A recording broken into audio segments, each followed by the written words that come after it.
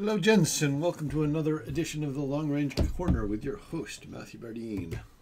How you guys doing tonight? Hopefully good. Hopefully the audio is good. I've got doubts, but we'll see. Yeah, okay. So, yeah, I've got not much to report today. Basically, the only things I've got to report are... Got my prize from the chat in Airviews. A nice little Airviews hat that they sent me that I'm very excited about. That actually fits pretty well. Not too tight. Got a nice Airviews shirt.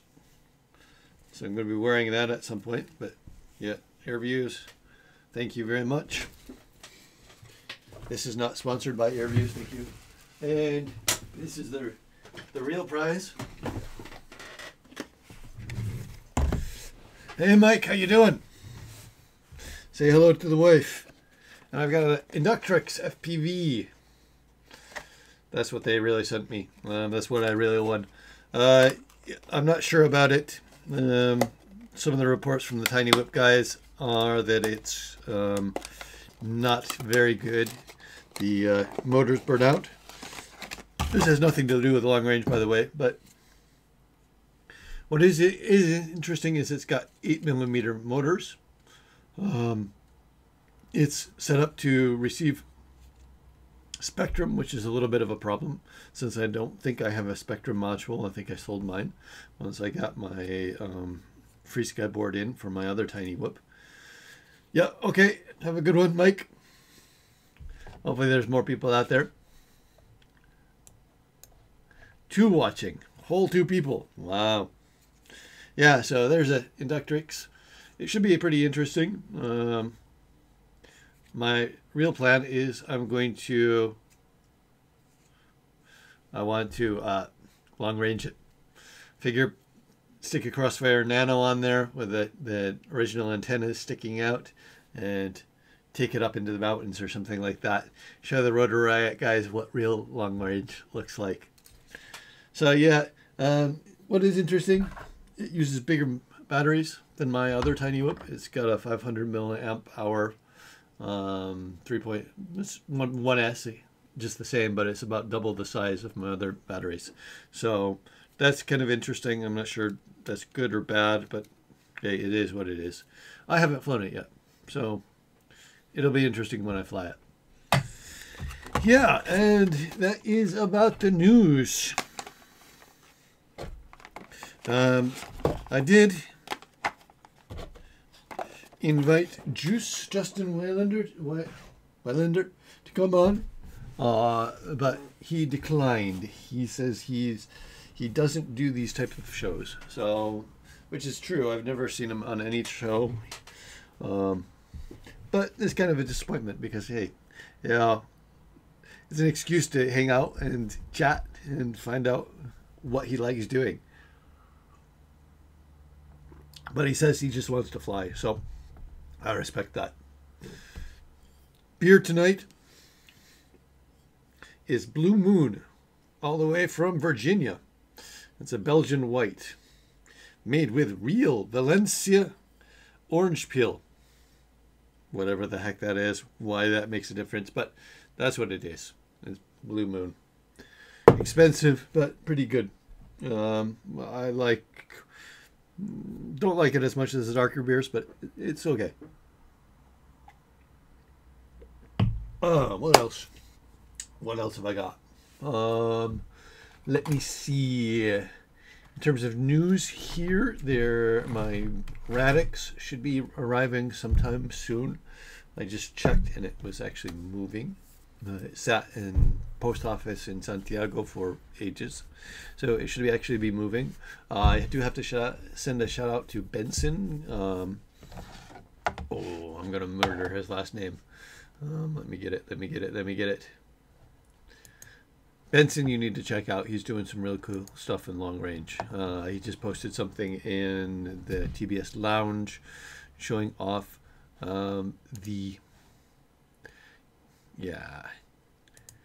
showing off the Oblivion, the long-range capabilities of the Oblivion. And it's Benson Kalahar. His YouTube channel is, let me get that for you.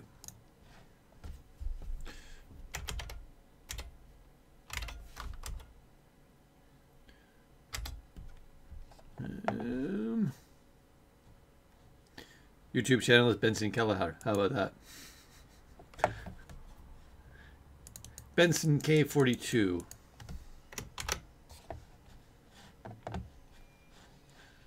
Let me post that up. Yeah, so check out Benson. He's pretty good, cool guy. But anyways, he just sent me some props. Sent me props, the 7 by 3.5 by 3s. So thank you for that, and some ESCs, some 6S capable ESCs. So that should be. I'm looking forward to those. Hopefully, I'll have my 5-inch or my 6-inch setup back online soon. Soon, being 2 to 4 weeks, however long it takes for stuff to get here from Oregon.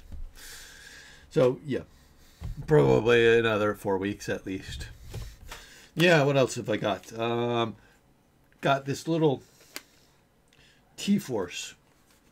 I think it's T-Force. Stealth balancer for my Tyrannus. So that's quite nice. We just had it.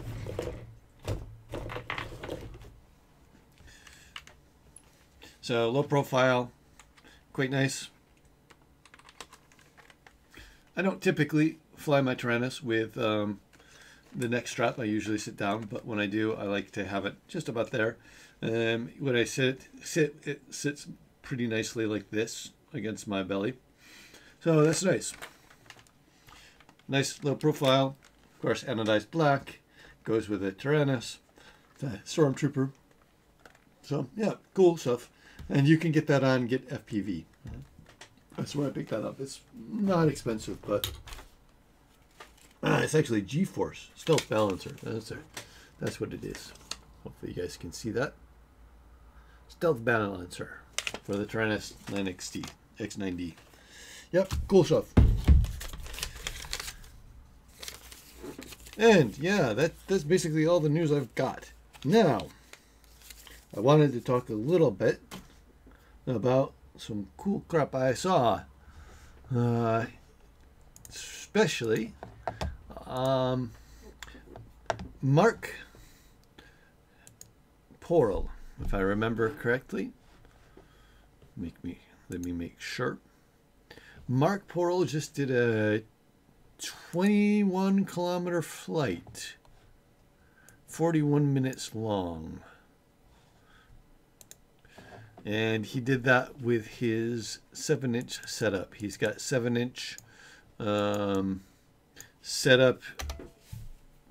It's running T-motors, fairly low KV, 1200 kV T-motors with the T-motor 7 by 2.4, I believe, props, carbon fiber. Let me see here. Yeah, here we go.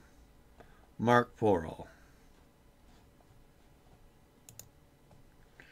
Let me post that up.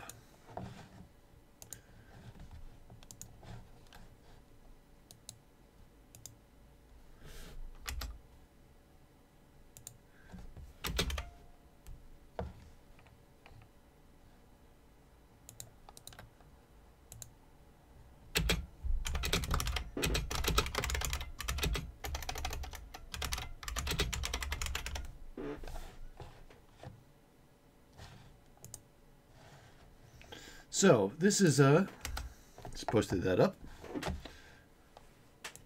This is pretty insane little flight here.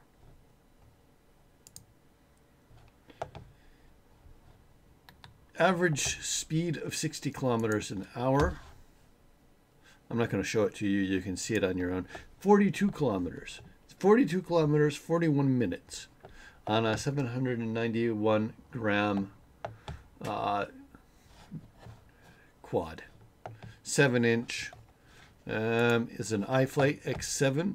He is using the 1400 kV motors, the 2204. The T Motors 7024 props, easy UHF.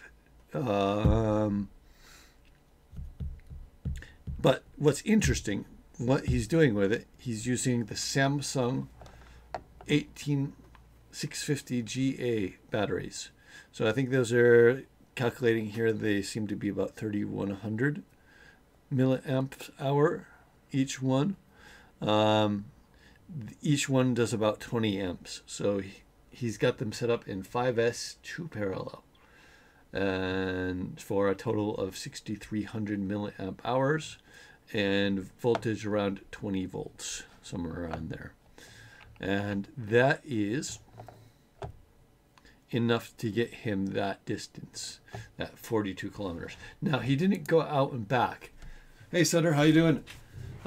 Yeah, he didn't go out and back on that flight. He just did a circuit. So it's pretty indicative of the overall performance, but it's not testing the control link or anything like that, and the video link. So I think that's interesting. It's definitely a cool experiment, and that's basically what I wanted to do with my with my G2. I actually wanted to put something like that on, build a 5S 2P lithium ion pack, and do some flying with that. See how that performs. I'm pretty sure I can get more range out of that than the video can handle. And that's, I think it's going to be the limitation, is the video. So once I do that, then I'll be looking at maybe a 2.4 gigahertz system or something like that. But I think it's a cool concept. Yeah. Anybody else out there? There's 2 people watching. Whole 2 people. Yeah, well, what can I do? Yeah, so basically, other than that, apart from seeing Mark Porrell's flight, there's been not a lot of activity on the long range hooligans group, just a little bit. I have to admit that I haven't been paying much attention, unfortunately. Just been basically in a holding pattern, really. Just don't have the time, don't have the money, and don't have the equipment to do what I really want to do. So, mainly time and money. Hopefully that will change soon. I keep saying that. Basically, it's been true for the last 4 weeks. It's probably going to be true for the next month or so. Next weekend, I have a long weekend coming up, so hopefully I'm going to be able to get out and do a little bit of flying. Got some flying planned. Want to visit a friend out on the coast, and kind of a nice little area out there. In fact, it's the same area where my most viewed video was filmed. It's Constitution is the name of the city, with a bunch of rock formations just off the coast. So I'm going to go fly that, I think. That seems like a good thing to do, and I haven't been back there for ages. So, yeah, going to do that. That's next week. I'm thinking about changing out motors on my Alien 5-inch. I'm not really happy with the Rotor Geek motors that I've got on there. Let me grab my Alien. I keep getting vibrations on this where I didn't used to, and looking at them, they tend to. There's a little bit of vertical play on the bells, so it's like the bearings aren't seated in there properly, or the shaft isn't seated in there properly. That's actually worse. You can barely see it. But there's enough there. There's enough there that's noticeable. So I'm thinking about changing those motors out and trying the Brother Hobby Tornado T2s that I've had. I've had these for a while. Use them on another quad, but they're still pretty tight. So I think I'm going to try these and see how those do on that quad. I imagine it's probably not going to get it the distance that I want, but we'll see. I don't think they're going to be more as efficient as the 2206 Rotor Geeks. That's just my suspicion. Apart from that, yeah, not much. I'm sorry, guys, but been slow. Did finally find my black box. That right there is my black box. That's for my KISS. I've got one for Betaflight here. And basically the same setup, but one is flashed with KISS firmware and one is flashed with Betaflight firmware. So I'm going to use that, and I'm going to tune my quads, some of the bigger quads, especially that one there. The QAV 540, I want to tune that, and up there the Alien 9, yeah, right there. The Alien 9, I want to tune that, and I'm going to run the Alien 9 on 5S. I mentioned previously that I tried it on 5S and it was quite fun. I think the kV on those motors is a little bit too low for the props. Those props are the 9x4s. I don't even remember. 9x4, something like that. But they're not really high-pitched props, but they're the T-motor and they're really nice. So in terms of balance. And so I'm going to use that and tune those and see if I can get some good footage out of those. So yeah, that's my plan for the next couple weeks. I don't think I have much else to show you guys. Sorry, but we're in a holding pattern. How are things going for you guys? Well, is out there watching. Somebody's out there. There's at least 2 people out there.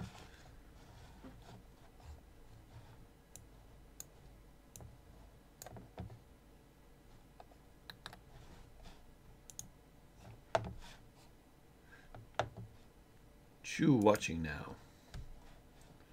So I imagine Sutter is still out there, and I don't know who the second person is, or the first, yeah, the second person. But yeah, I don't have much for you guys. Got vague plans of building my Cinetank, or my Tankito, Cinetank Tankito 30. Had a look at that last night, trying to figure out what I want to do, what motors I want to put on it, and what flight controller. I think the Radix is going to go on that, but I'm not sure. I have to decide. I do have this 4S 35 amp 4-in-1 ESC from Lumineer that needs to go on something. That will probably go on that build. So just kind of try to keep the weight down, make it interesting. Yeah, and use what I've got, because I really don't have a lot right now. Not even sure I have a video transmitter for it. I'll have to check. That's the thing. Yeah, TBS endurance motors, I like them. Christian Busch and the C-clips came off 2 of the motors. That's really odd. You can get replacement C-clips. I think I purchased some from Get FPV, if I remember correctly. I think I have them here. I always carry replacement C-clips around in my bag, just in case, because I know these things happen. They come off. Yeah, so those are some bearings, and I think those are 2 C-clips in there. I'm not sure if you can see those. Yeah, I've got bearings, extra bearings. I've got extra C-clips. I don't like E-clips, which is, I think, what the TBS motors come with. E-clips, C-clips, whatever the hell they are. I don't like the ones that the TBS motors come with. I like the clips that are easier to get off. Hey, 3 people. 3 whole people. Wow.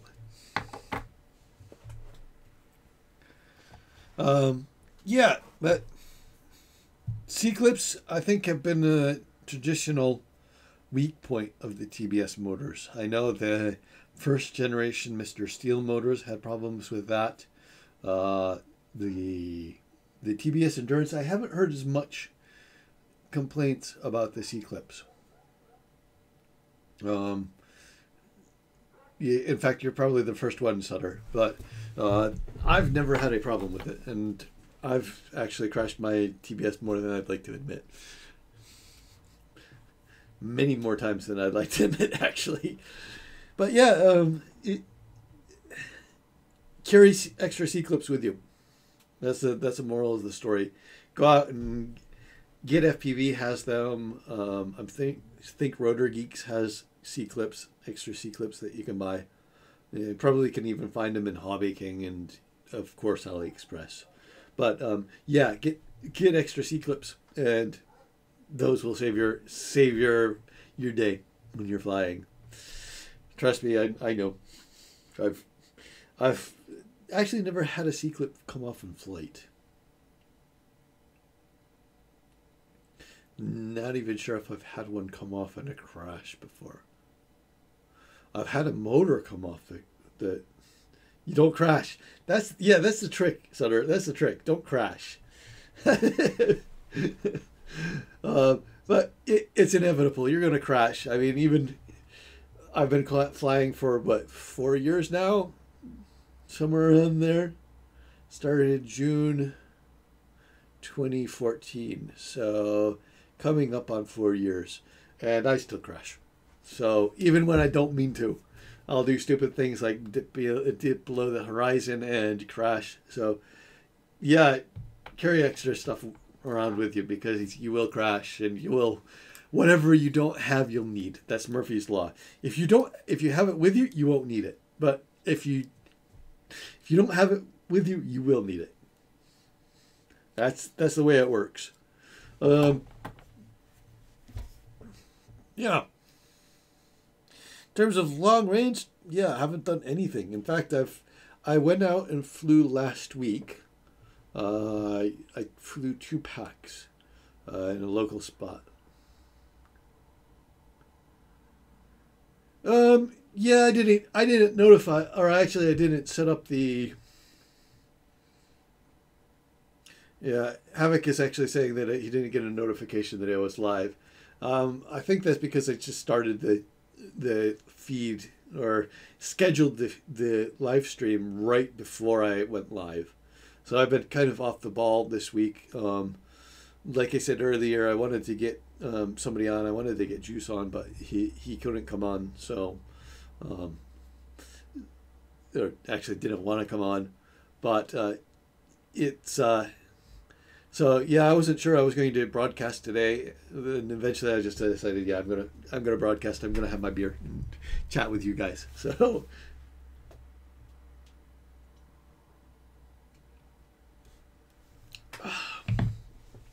And when I don't have anybody big on, I don't tend to advertise as well. Yeah. So yeah, that's it for the week. So thank you to Airviews for sending me the swag. They actually sent me lots of nice swag here: shirt, hat, nice little card, Airviews card, handwritten. Matt, thanks for the win, or congrats on the win. Thank you for being a part of the Airviews community. So, cool stuff. Long Range Corner is sponsored by Blue Moon, Belgian White, Hefeweizen. Hello, Francisco.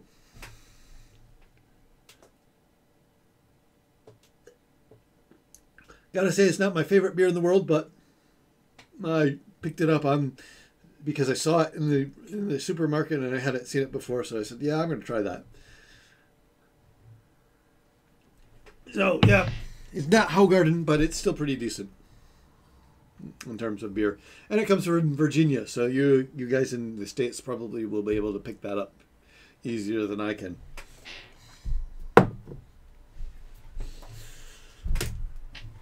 Let's see, what else did I mention? Going back over the things that I've mentioned previously, got a new low profile hanger for my Taranis. That's a G-Force. Picked that up on Get FPV. Quite nice. Makes it a little bit easier. Balances nicely. Even with a crossfire on the back. So it sits a little bit down here, but when I put it on my neck, it tends to go up a little bit. So yeah, pretty comfy.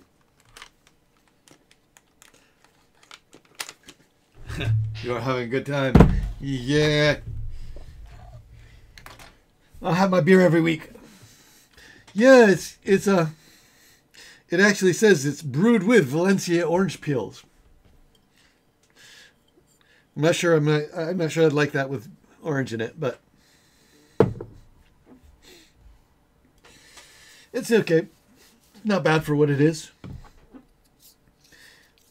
Yeah, what else do I have? The only other thing I have here is nice little stick-on ND filters for the GoPro. Haven't tried them. Will try them eventually. I have two ND4s and two ND8s. So cheap ND filters, neutral density filters. Basically, that is supposed to help prevent jello in the footage. That's something I should talk about. Yeah, but these are to help prevent jello in the footage. The idea is to slow down the shutter rate so it is, if I understand correctly, basically changes the refresh rate. Yeah, I've not tried them, Francisco. Better motors for 7-inch build for mid or long range. I'm a fan of the TBS Endurance. I think there are other good motors out there, but the TBS Endurance do the job nicely.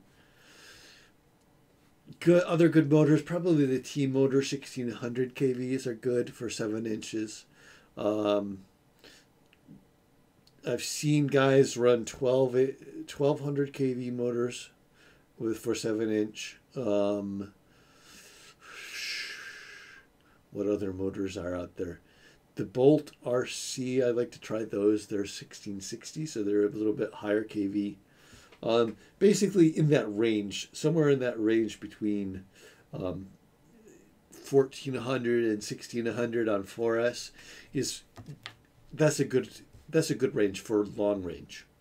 If you want to go a little bit faster, then you can move up to 5S. You'll sacrifice a little bit of the range because you won't get that the same efficiency as 4S. Basically, you're driving the motors a little bit harder. You'll get more speed, which is good, but the efficiency will suffer just a little bit. It's not going to be appreciable, or it's not going to be huge amounts. You may get, instead of 14 minutes on a large 4S, you may get, maybe 13 or 12 minutes on a 5S, an equivalent 5S battery. And when I say equivalent 5S battery, I mean watts. You have to look at the watts versus, watts is important. So you look at how many watt hours a battery contains, looking at the nominal voltage. So in 5S, it's 18 amps or 18 volts times the milliamp hours, and that will give you how many watts the battery contains. TBS 25 amp ESCs are definitely enough for the endurance motors on 7-inch, especially on 4S. I actually run my TBS G2 with I actually run them with the KISS CC, which has a max amperage of 20 volts.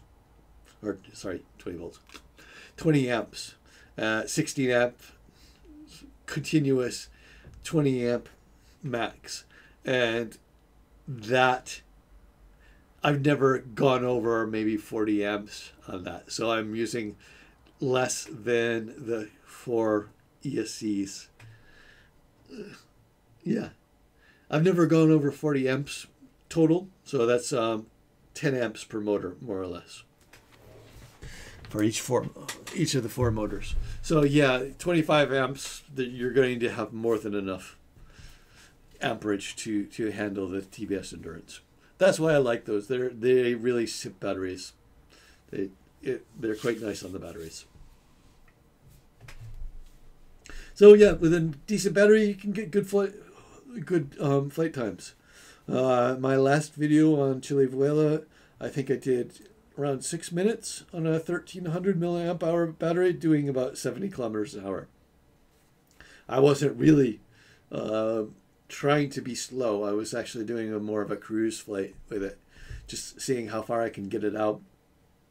And I was able to get out 2 kilometers, probably around there, 2.5 kilometers, and then back without a problem.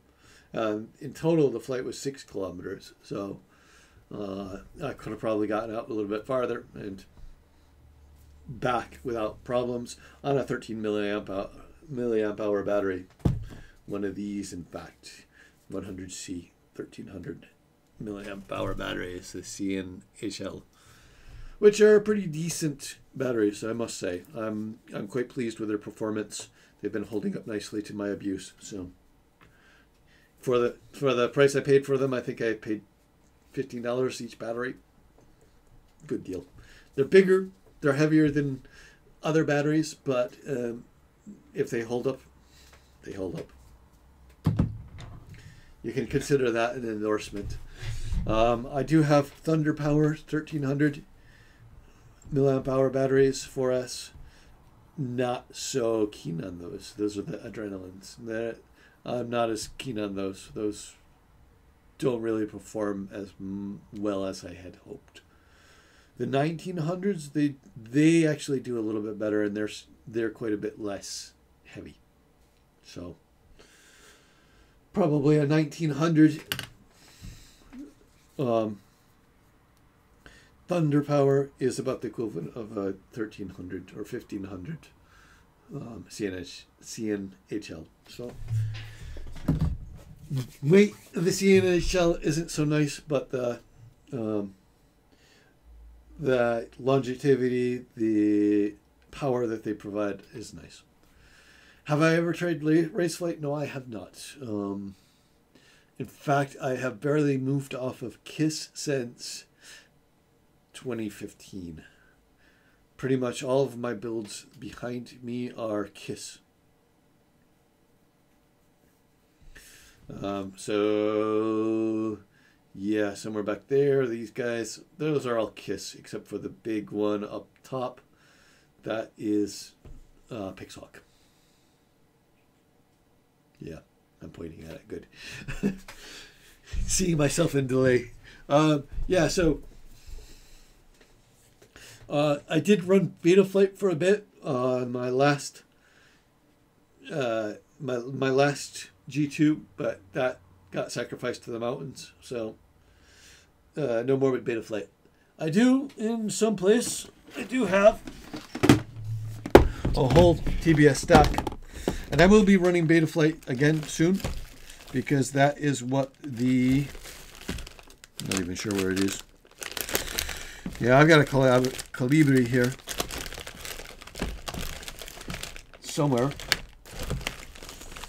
in my mound of stuff. Yeah, I can't find it. Yeah. Crossfire. Hey, how about that? Yeah, so I've got a Colibri here. That'll run Betaflight whenever I get around to building that G2. Nice little G2 frame here, all bare.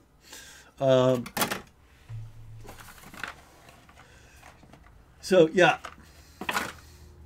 Betaflight, only a a couple of quads in the last couple of years. R-Lines, I have heard good and bad about the R-Lines. Pulse and the R-Lines, I think, are very similar.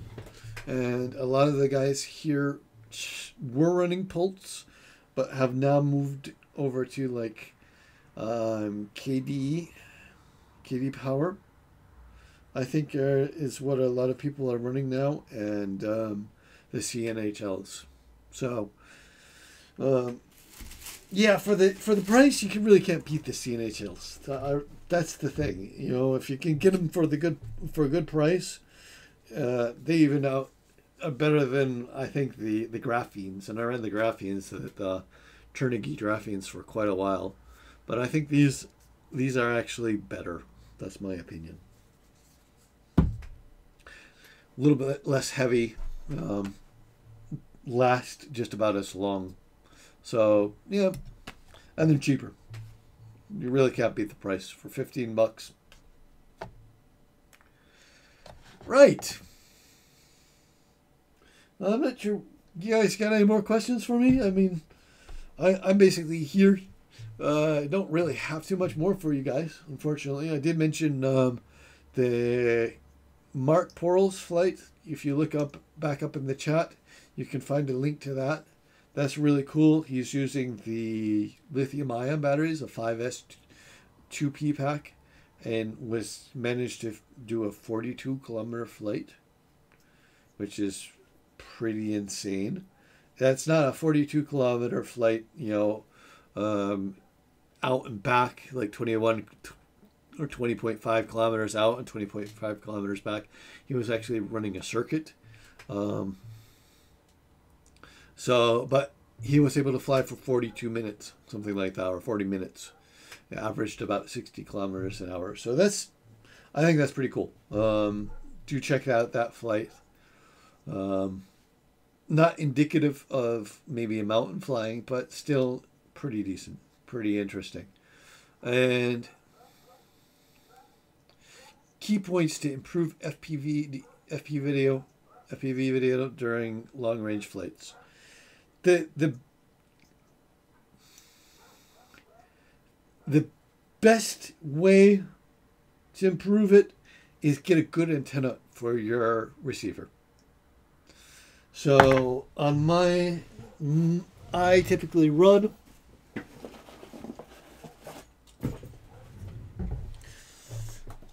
VAS Crosshair or a True RC X-Air 2. Both of these will get you quite a ways. I've actually done 5.2 kilometers on this, and Sky Zone goggles. So, and on my Furious RC True D receiver, I've done 4.8 kilometers, somewhere around there, with no problems. So, yeah, good antennas. A good directional antenna, good line of sight is key. That is what you need. Good signal or a clean area where you're flying also helps quite a bit. If you've maybe in San Francisco, you're going to notice that you're going to have a lot of problems with interference, just interference from other sources. If you're in a clean environment, then you'll be able to get out fine on 5.8. So that's the key point.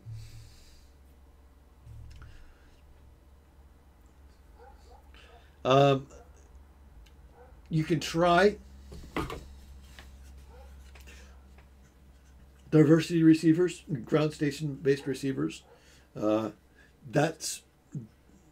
not going to recommend this. I don't think this is a very good receiver. One of the receivers actually gives me really bad quality.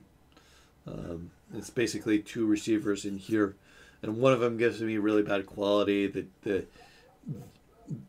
The video flickers, things like that. But something like a ground station, a diversity receiver and a ground station should have a little bit more sensitivity than a goggle module, just because there's more room in there. You can fit more electronics in there. And the added benefit is once you set it on a tripod, it's always going to be pointing where you want it to be pointing. So if you're one of those guys that, you know, kind of dips your head as you're flying, having a ground station really helps, because then you don't have to worry about where the hell your head's pointing. You know you're going to get good reception.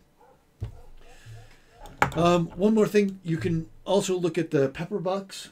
VAS has a pepper box. The difference is this is 10 dBi, which means it's a little less sensitive, but it's got a wider beam angle, so you can kind of see, you get more reception out towards the sides and towards the top. If you, with a pepper box, it's a 13 dBi antenna. It's a little bit more sensitive, but it's got less vertical beam width. So it's got the same amount or more for horizontal, but the vertical beam width is squashed. So if you're doing like a high mountain, something like that, you may lose video down below if you've got it pointed towards the top. So those are the things to be thinking about when you're actually planning your flight.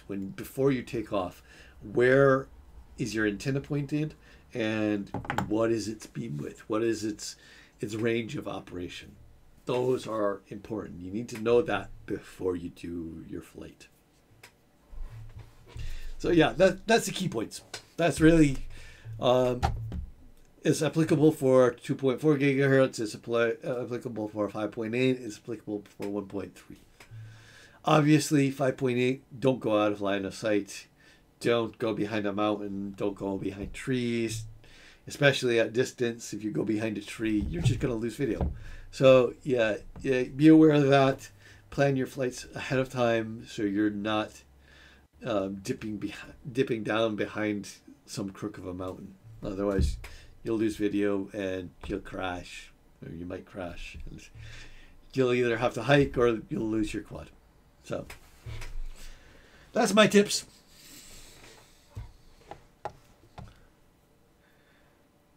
Right. Any other questions?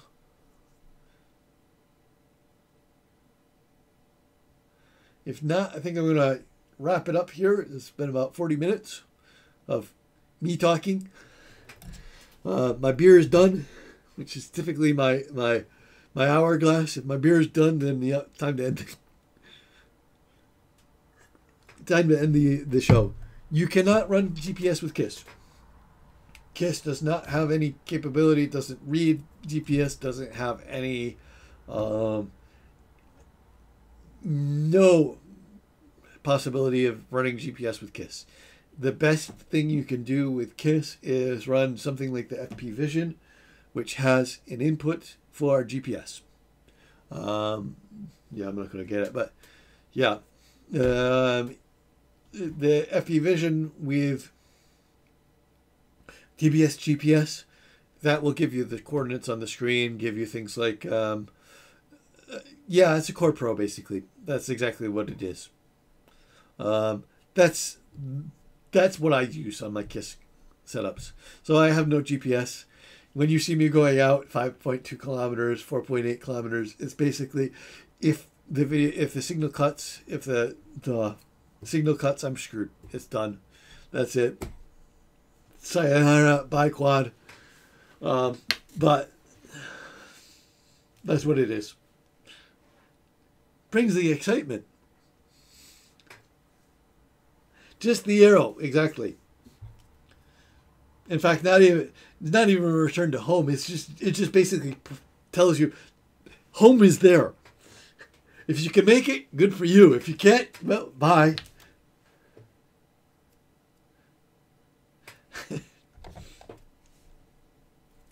Yeah. So, but it's nice to have this statistics. Having the watts per the watts per kilometer or kilometers per watt, something like that, is nice. Not really all that exciting. Exactly, GPS position during a crash is excellent. That's why I have it on there, is to have some possibility of actually recovering the quad. Of course, many of the places I fly, even if I know where it is, getting to it is a large problem. So it's not going to work in all situations. It's not going to work in it's probably going to work in maybe 80% of the situations where you're going to potentially lose your quad or potentially crash. But in the rest, yeah. I've had quads go down in water before, so even if I had the GPS position beforehand, actually finding the quad under the water, lost proposition. Yeah, I've had quads crash on the top of a mountain. Basically know where it crashed, but getting to it is almost impossible, at least for somebody of my skills. So, yeah, you have to kind of factor that in. You're never going to recover your quad 100% of the time. It's just almost impossible. Just what it is.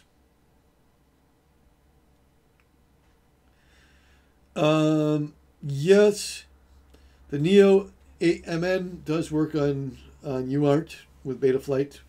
I'm looking forward to that. I'm going to be trying that out. I've got a couple old Neo 8MNs somewhere around that will hook up to my Radix to see how that works. Diego, let me get his last name for you guys before I mangle it.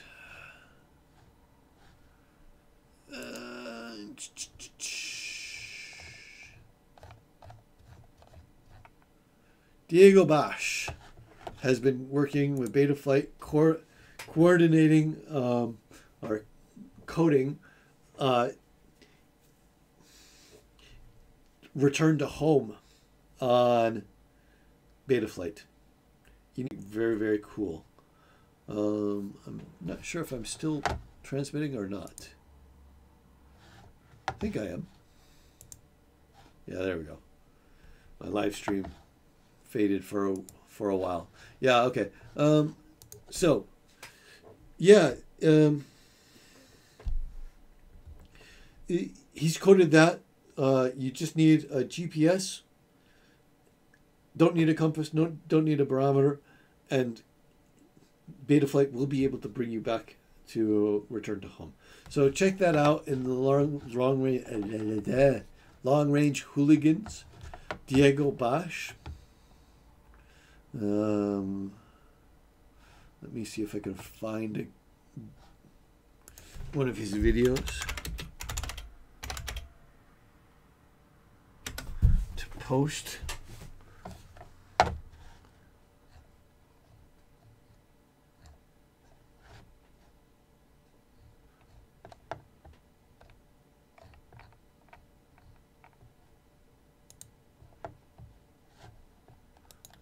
Here we go.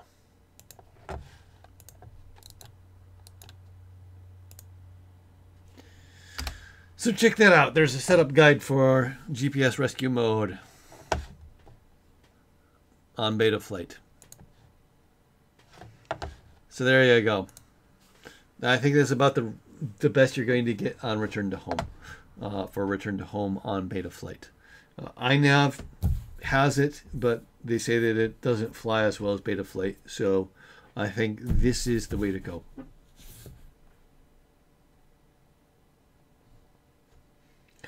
Right. Okay, I'm going to head out now, guys. I'm going to let you guys go, and thank you for tuning in. Hope you guys learned something. Hope you guys enjoyed this, and we'll see you next week. And I'm going to try to get somebody in, maybe talk. Maybe we'll get Mike Stevens on to talk about some of the stuff that he's been doing. I think he's the next contestant on the long range corner. Right. See you guys. Have a good one.